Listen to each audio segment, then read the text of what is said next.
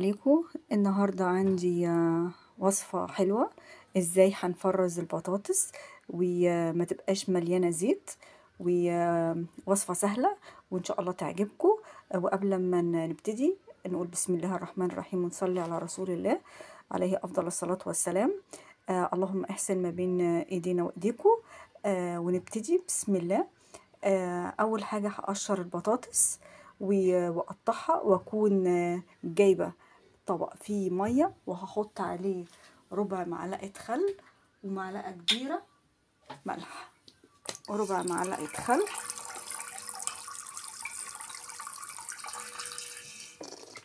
دي معلقة كبيرة ملح، عشان اللي يتقطع يتحط فيها على طول عشان ما يسودش.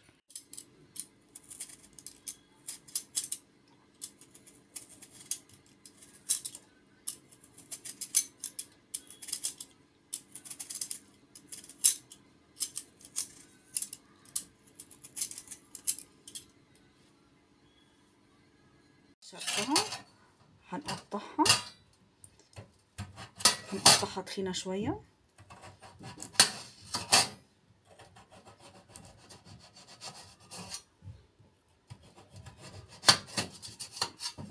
وبعدين هقطعها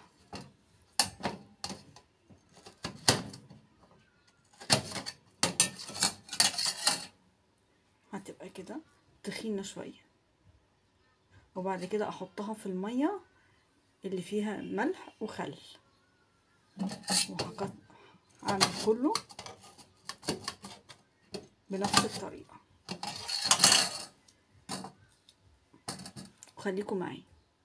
دلوقتي هنقعهم في المية والملح والخل، وبعد كده هنشوف هنعمل ايه.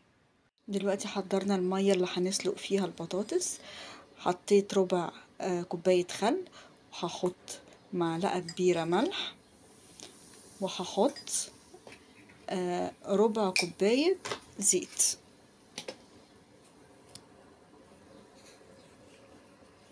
واشطف البطاطس بعد ما نقعته كده نص ساعة او ازيد، ونحطه ويتسلق، وبعد كده نشوف هنعمل ايه. خدت شوية بطاطس غسلتهم، وبعد كده هحطهم يتسلقوا من 3 ل4 دقايق بس، وبعد كده لما يتسلقوا اخد غيرهم واشطفهم واحطهم تاني.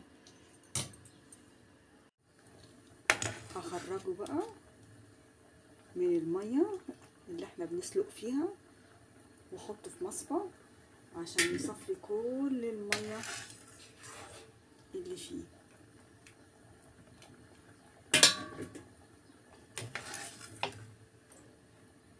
شفتوا بقى البطاطس ماسكه نفسها ازاي وكلها متغلفه بالزيت.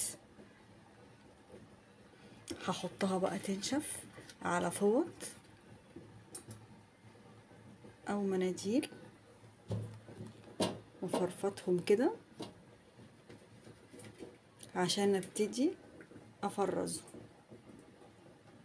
هي بتاعتي كمان ان انا ببخ عليها كده بالبخاخه زيت من فوق الوش، بحيث ان هي تبقى متغلفه بطبقه كمان من الزيت وهي داخله على الفريزر. انا حطيت قبل ما بحط البطاطس بحط مسحه زيت، وبسم الله ما شاء الله طلعت ال2 كيلو كميه كبيره، وما خدتش بقى مننا ولا ازازه زيت ولا نقعد نقلي ولا نعمل اي حاجه، هي كلها مليانه زيت اهي. فيا رب الوصفه تكون عجبتكم، وان شاء الله تستفيدوا منها. اول ما خرج من الفريزر انا عبيته في اكياس على قد الاكله، وهوريكم دلوقتي شكل ايه بعد ما خرج. بصوا عامل ازاي ماسك نفسه ومفيش حاجه اسودت. وكده الطريقه سهله قوي، ويا رب الطريقه تكون عجبتكم، ولو عجبتكم لايك وشير ودعوه حلوه، وسلام عليكم.